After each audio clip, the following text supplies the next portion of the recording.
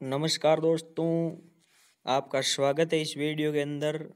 आप सभी को गणतंत्र दिवस की बहुत बहुत शुभकामनाएं।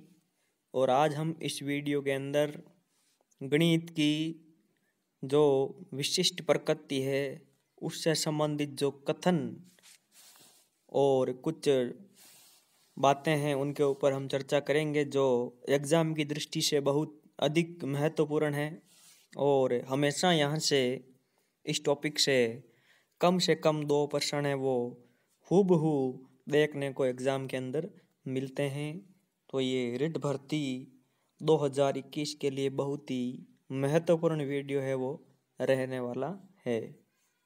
इस वीडियो को ध्यानपूर्वक देखना है और अपने संगी साथी जो रीट की तैयारी कर रहे हैं उनको शेयर भी करना है, क्योंकि इस वीडियो से 100% 1 या 2 प्रश्न है वो एग्ज़ाम में देखने को मिलेंगे।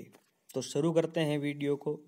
तो जो पहली विशेषता है वो लिख रखी है, गणित एक वैश्विक विषय है जिसके सिद्धांत, संकल्पनाएं, सूत्र, प्रक्रियाएं, चिन्ह, संकेत आदि सभी विश्व स्तर पर समान रूप से पढ़ाए जाते हैं। इसकी भाषा भी सभी देशों में एक समान है। यानी कि जो गणित है वो एक ग्लोबल सब्जेक्ट है, सभी जगह पढ़ाया जाता है, सभी देशों के अंदर पढ़ाया जाता है। और इसकी जो संकल्पना है, सिद्धांत है, सूत्र है, जो चिन्ह होते हैं, इसके संकेत होते हैं, वो सभी देशों में समान स्तर पर समान रूप से पढ़ाए जाते हैं। मतलब इसके जो सूत्र वगैरह हैं वो हर देशों में समान रूप से पढ़ाए जाते हैं। इसकी भाषा भी सभी देशों में एक समान होती है। इसकी जो लैंग्वेज होती है वो भी सभी देशों के अंदर एक समान होती है। नंबर दूसरी जो विशेषता है, गणित का आधार कार्य कारण संबंध होता है। ये एक आगे की ओर जब हम पढ़ेंगे उसमें रिपीट भी होगा ये। तो ये गणित का जो आधार पूछा जाए तो कार्य कारण संबंध होता है। आगे लिख रखा है, गणित का जो ज्ञान है वो स्पष्ट, तार्किक, क्रमबद्ध रूप से होता है। यानी कि इसमें अशुद्धता है वो 0% तक होती है। बिल्कुल ये इसका जो ज्ञान है वो शुद्ध होता है, बिल्कुल स्पष्ट होता है। इसके ज्ञान में तार्किकता होती है और ये जो ज्ञान है वो क्रमबद्ध रूप में होता है, एक सीक्वेंस के अंदर होता है। गणित विषय का ज्ञान हमारी ज्ञानेंद्रियों द्वारा प्राप्त स्थायी व वास्तविक ज्ञान होता है। जो गणित विषय का ज्ञान होता है वो हमारी ज्ञानेंद्रियों के द्वारा प्राप्त होता है, वो स्थायी होता है, बिल्कुल परमानेंट, और ये रियल नॉलेज होता है, वास्तविक ज्ञान होता है, काल्पनिक ज्ञान इसमें नहीं होता है। जीवन के अमूर्त प्रत्ययों को गणित की सहायता से स्थूल रूप में प्रदर्शित किया जा सकता है। ये एक अमूर्त विषय है, तो गणित के बारे में आपको ध्यान रखना है। यह एक अमूर्त विषय है और जो जीवन के अंदर हमारे अमूर्त प्रत्यय होते हैं उनको गणित की सहायता से स्थूल रूप या मूर्त रूप प्रदान किया जाता है।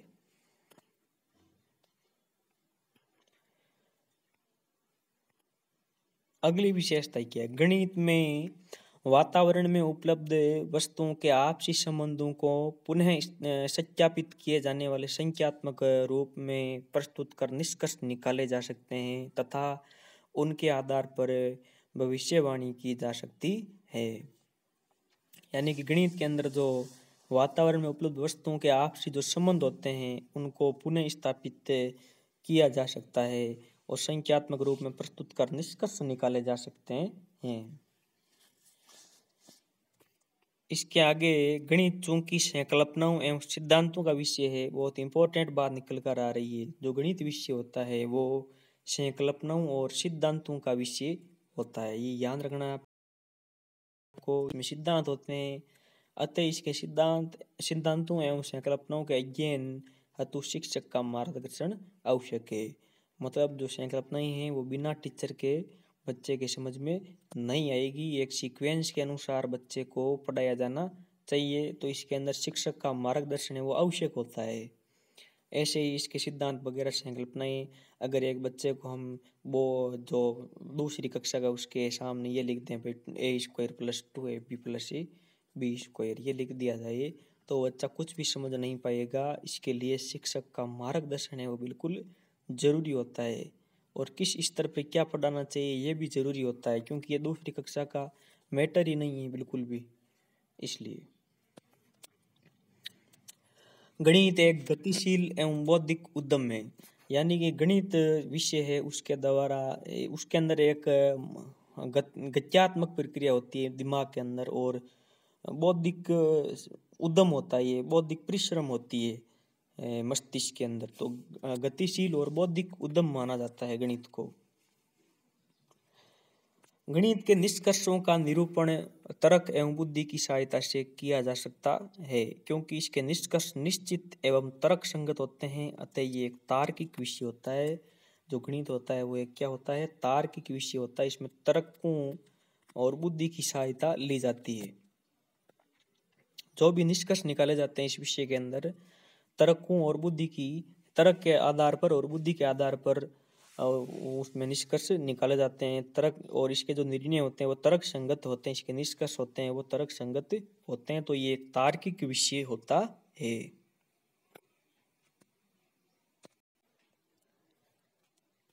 गणित का प्रयोग लगभग सभी विषयों में किया जाता है। इसकी प्रगति के साथ ही अन्य विषयों की प्रगति जुड़ी है, यानी कि ये बोल रहे हैं कि जो गणित का प्रयोग है वो सभी जो सब्जेक्ट होते हैं उनके अंदर होता है। विज्ञान के अंदर देख लीजिए, न्यूमेरिकल प्रश्न आते हैं। सामाजिक के अंदर भी बहुत सारी ऐसी चीजें होती है जो गणित से संबंधित होती है, जैसे जनसंख्या के आंकड़े वगैरह है ना।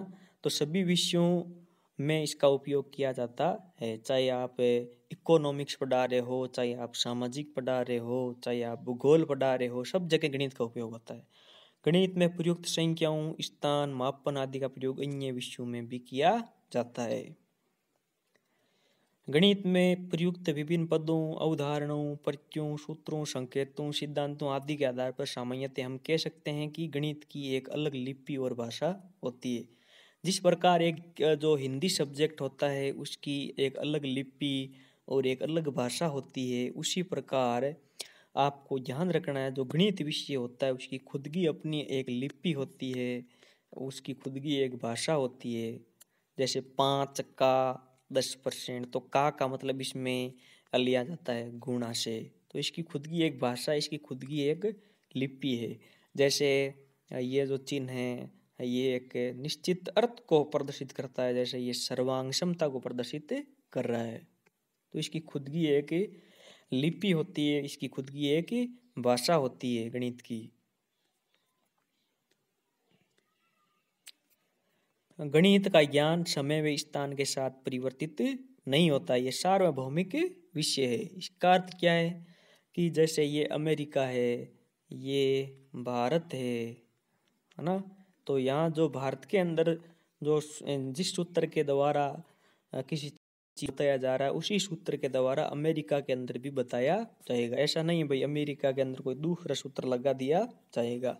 जैसे साधारण ब्याज है वो भारत के अंदर समुद्र बट्टा 100 से निकाला जाता है, उसी प्रकार अमेरिका के अंदर भी साधारण ब्याज सिंपल इंटरेस्ट है वो समुद्र बट्टा 100 से ही निकाला जाएगा। तो ये एक सार्वभौमिक विषय है, यूनिवर्सल सब्जेक्ट होता है ये।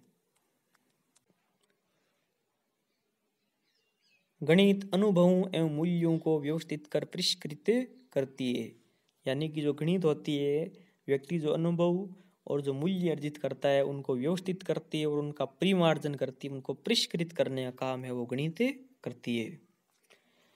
गणित के अध्ययन में निश्चित क्रमबद्धता का अनुसरण किया जाता है तथा प्रत्येक पद को समझकर ही अगले पद की ओर बढ़ा जा सकता है। तो यहाँ भी आपको ध्यान रखना है, जैसे सबसे पहले बच्चे को है जैसे 2+5 सिखाया गया। जैसे पहले आप बच्चे को गिनती सिखाते हो 100 तक, फिर धीरे धीरे उन संख्याओं को जोड़ना सिखाते हो, फिर आप बट्टे की जोड़ वगैरह करना सिखाते हो, फिर उसके ऊपर स्क्वायर लगा कर सिखाते हो। तो ये एक क्रम, एक सीक्वेंस के अनुसार गणित के अंदर चलना पड़ता है तथा प्रत्येक पद को समझकर ही अगले पद की ओर बढ़ा जा सकता है।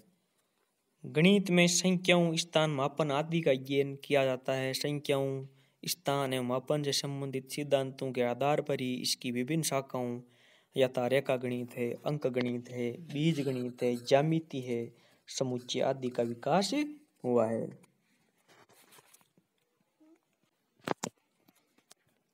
आगे लिखा है जो गणित होता है वो प्रतिरूपों का क्या होता है, अध्ययन होता है। ये बहुत ही मोस्ट लाइन है, इसको ध्यान रखना है क्योंकि परीक्षा के अंदर कथन दे दिए जाते हैं कि गणित विषय से संबंधित कौन सा कथन है वो गलत है या कौन सा सही है। तो गणित प्रतिरूपों का अध्ययन होता है। जीवन के अमूर्त परिचयों की व्याख्या गणित की सहायता से करे, उसे स्थूल रूप में प्रदर्शित किया जा सकता है। जीवन के जो अमूर्त परिचय हैं उनकी व्याख्या की जाती है और गणित की सहायता से स्थूल रूप में उनको प्रदर्शित किया जाता है। स्थूल का मतलब होता है मूर्त, यानी कि गणित है वो हमेशा ध्यान रखना है आपको, अमूर्त से मूर्त की तरफ चलती है। मैंने कहा था एक चीज है वो रिपीट होगी और वो यहाँ पर हो चुकी है। गणित में कार्य कारण संबंध के आधार पर समस्या समाधान होता है। तो आपको पूछ सकते हैं भाई जो गणित है उसके अंदर समस्या समाधान किस प्रकार होता है, तो ऑप्शन के अंदर होगा कार्य कारण संबंध के आधार पर। एक यथार्थ विज्ञान होता है, एग्जैक्ट साइंस होती है, यथार्थ विज्ञान माना जाता है। यानी कि जो भी चीज होती है वो यथार्थ होती है, कोई भी चीज इसके अंदर काल्पनिकता का बिल्कुल स्थायित्व इसके अंदर नहीं होता है। गणित एक यथार्थ विज्ञान माना जाता है। गणित तार्किक दृष्टिकोण, लॉजिकल थिंकिंग है वो बच्चे के अंदर पैदा करता है। गणित का जीवन से घनिष्ठ संबंध होता है। जीवन के हर क्षेत्र के अंदर गणित का उपयोग होता है, चाहे घरेलू समस्याएं हों या और जो भी क्षेत्र हैं उन सब के अंदर, चाहे आप कहीं भी चले जाओ वहाँ पर गणित का है वो बिल्कुल उपयोग होता है। इसलिए हम कह सकते हैं जो गणित विषय है उसका जीवन से घनिष्ठ संबंध होता है। गणित की नई संकल्पनाओं की खोज स्थूल वस्तुओं के निरीक्षण तथा ज्ञानेंद्रियों के माध्यम से की जाती है। गणित की जो नई कॉन्सेप्ट है उनकी खोज है वो स्थूल वस्तुओं के निरीक्षण तथा ज्ञानेंद्रियों के माध्यम से की जाती है। यानी कि गणित विषय से संबंधित जो नई कॉन्सेप्ट है उसकी खोज किस प्रकार होती है, कोई भी एक स्थूल वस्तु है, रियल जो वस्तु है उसका हम निरीक्षण करेंगे, हमारी आंखों से निरीक्षण करेंगे और ज्ञानेंद्रियों के माध्यम से उससे जो ज्ञान प्राप्त होगा उसी के आधार पर उन संकल्पनाओं को संख्यात्मक एवं बीजीय रूप में हम उनको प्रकट कर सकते हैं। गणित के अध्ययन के लिए सतत परिश्रम एवं लगन की आवश्यकता होती है। यानी कि गणित का अध्ययन करने के लिए हमें लगातार मेहनत की जरूरत पड़ती है, लगन होनी चाहिए गणित पढ़ने के लिए, तभी हमें गणित आएगी। ऐसा नहीं है कि एक रात में ही संपूर्ण गणित आ गई और वो सीजीएल के एग्जाम के अंदर बैठ गए और पूरे पूरे प्रश्न सही कर दी। इसके लिए सतत परिश्रम और लगन की आवश्यकता होती है, बार बार हमें मेहनत करनी पड़ती है। गणित की विभिन्न शाखाओं का आधार संख्या प्रणाली होता है। बढ़िया प्रश्न है यहाँ पर ये बन रहा है। जो गणित की विभिन्न शाखाएं हैं, चाहे वो बीज गणित हो चाहे फलाना गणित हो, उसका जो आधार होती है वो संख्या प्रणाली होती है। ये ध्यान रखना, मोस्ट सवाल है भाई। गणित की जो सभी शाखाएं हैं उनका आधार पूछे आपको तो क्या बताना है, संख्या प्रणाली बताना है। मोस्ट सवाल है ये।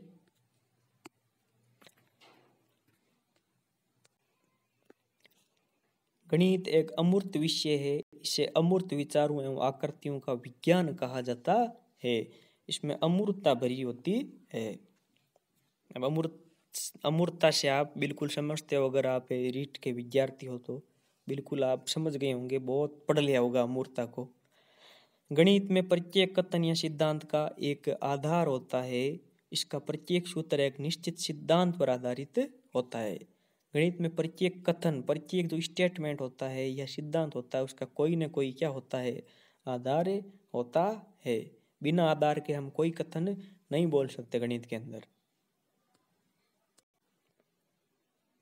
गणित की विषय वस्तु में सामंजस्यता है। गणित में एक प्रकार की निश्चितता है जिसके कारण चिंतन में होने वाली संभावित त्रुटियां कम हो जाती है। यानी कि जो गणित की विषय वस्तु होती है उसके अंदर कोरिलेशन होता है। यानी कि एक प्रश्नावली जब हम पढ़ते हैं तो उससे कुछ न कुछ जो हमें ज्ञान प्राप्त होता है वो अगली प्रश्नावली के अंदर भी काम में लिया जा सकता है। जैसे हम प्रतिशत सीख रहे हैं तो वो साधारण ब्याज और जो हमारा चक्रवृद्धि ब्याज है वहाँ पर भी हमारी सहायता करता है।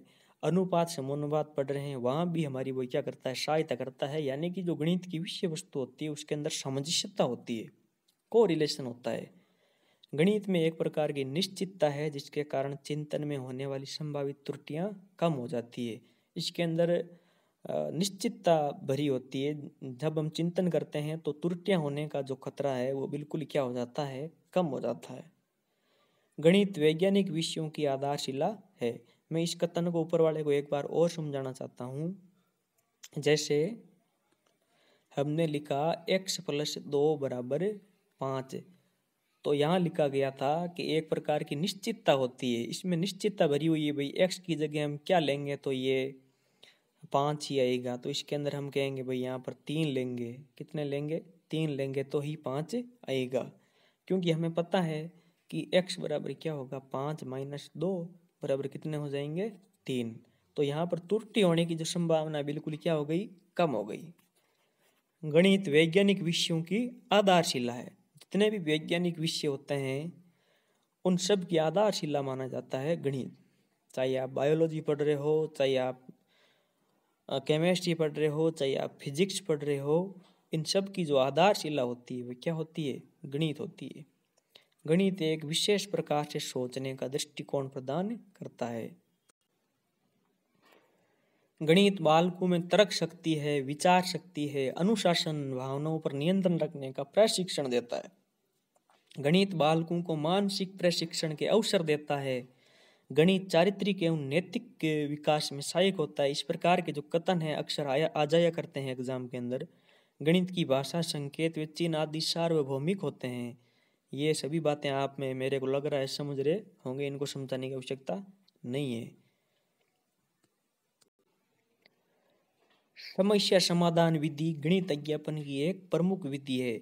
इसमें अभ्यास हेतु एवं गणित की समझ विकसित करने हेतु छात्रों के समक्ष विभिन्न प्रकार की समस्याएं दी जाती है, जिसके हल करने हेतु गणित के सूत्रों, सिद्धांतों, प्रक्रियाओं आदि का प्रयोग किया जा सकता है। यानी कि जो समस्या समाधान विधि होती है वो गणित अध्यापन की एक मुख्य विधि होती है। छात्र के सामने कोई न कोई एक समस्या दे दी जाती है और छात्र उस समस्या का समाधान किस प्रकार करते हैं, जो गणित के सूत्र है, सिद्धांत है, उनका उपयोग करते हुए वो उस समस्या का हल ढूंढने का प्रयास करते हैं। गणित क्रम तथा माप की भाषा है तथा इसके द्वारा तार्किक संबंधों को स्पष्ट किया जा सकता है। ये बिल्कुल जो मेंटल एबिलिटी होती है उसके बारे में बात कर रहा है। गणित क्रम तथा माप की भाषा होती है तथा इसके द्वारा है वो तार्किक संबंधों को स्पष्ट किया जा सकता है। जैसे आयु वाले प्रश्न है, आप समझ रहे होंगे इस बात को मेरे हिसाब से। गणित की भाषा संक्षिप्त, त्रुटिहीन एवं जीवंत होती है। इसमें कोई त्रुटियां नहीं होती है, बिल्कुल छोटी सी भाषा होती है। ऐसा नहीं है कि इसको बड़ा चढ़ा कर लिखा जाए। छोटी जो बड़ी सारी बात है उसको छोटे से रूप में इसमें लिखा जा सकता है। इसके माध्यम से संभावनाओं को व्यक्त किया जा सकता है। गणित में सामान्यीकरण, आगमन, निगमन, अमूर्तन आदि मानसिक क्रियाओं की सहायता से सूत्रों, सिद्धांतों, प्रक्रियाओं आदि को गणितीय भाषा में है वो प्रकट किया जा सकता है। सामान्यीकरण क्या होता है, ये सामान्यीकरण क्या होता है इसको मैं थोड़ा सा समझाना चाहूँगा। जैसे बच्चे को कहा गया भाई पहले 2 आ रहे हैं, फिर 4 आ रहे हैं, फिर 6 आ रहे हैं, फिर 8 आ रहे हैं, तो अगला अंक क्या आएगा। तो बच्चा सोचेगा कि भाई 4, इसमें से ये घटाएगा, 4 - 2, 2 बच रहे हैं, 6 - 4, 2 बच रहे हैं, 8 - 6, 2 बच रहे हैं। तो बच्चा सामान्यीकरण अपने दिमाग के अंदर है वो सामान्यीकरण करके पता लगा लेगा कि आगे आने वाला जो अंक होगा वो कितना होगा, 10 होगा। ये होता है सामान्यीकरण। अब गणित की जो विशेषताएं बहुत बहुत इंपॉर्टेंट है, क्योंकि इनमें से तो अक्सर सवाल आता है, ये पिछली बार भी आया था, तो इनको थोड़ा सा आप अच्छी तरीके से याद रखना। इसमें अमूर्तन होता है, प्रतिरूपता होती है, अंतर्वेशन होता है, निगमन होता है, अनुक्रम होता है, स्वतंत्रता की संकल्पना होती है, संयमशीलता होती है, तार्किकता होती है, काठिन्यता होती है, संरचना होती है, सन्निकरण होता है, प्रतिस्थापन होता है, सूत्रीकरण होता है, निरूपण होता है, एकीकरण होता है, सामान्यीकरण होता है। तो अब इनमें से आपको कौन कौन सी याद रखनी है ये भी आपको मैं बता। इनमें से एक तो आपको ये याद रखना है, निरपेक्ष सत्य का अस्तित्व नहीं होना। फिर आपको समुच्चय आधारित दृष्टिकोण ये नहीं याद रखते हुए आप सीधा याद रखोगे प्रतिरूपता और अंतर्वेशन, क्योंकि ये मुख्य है। बाकी तो आपको एक मेंटल के द्वारा आप समझ सकते हो किस कौन कौन सी गणित से संबंधित है। प्रतिस्थापन इसके अंदर समझना, आपको निरूपण आपको याद रखना है, फिर आपको याद रखना है, सन्निकरण याद रखना है, काठिन्यता याद रखना है। तो ये चीज़ें आपको जरूर इन शब्दों को याद करके जाना है 18 के 18, क्योंकि इनमें से अक्सर 100% सवाल पूछा जाता है। तो कैसा लगा आपको वीडियो ये? इस वीडियो को लाइक करें, चैनल को सब्सक्राइब करें, और जो सभी रीट की तैयारी कर रहे हैं हमारे भाई बहन, उनको इस वीडियो को शेयर करें। जय हिंद, जय भारत।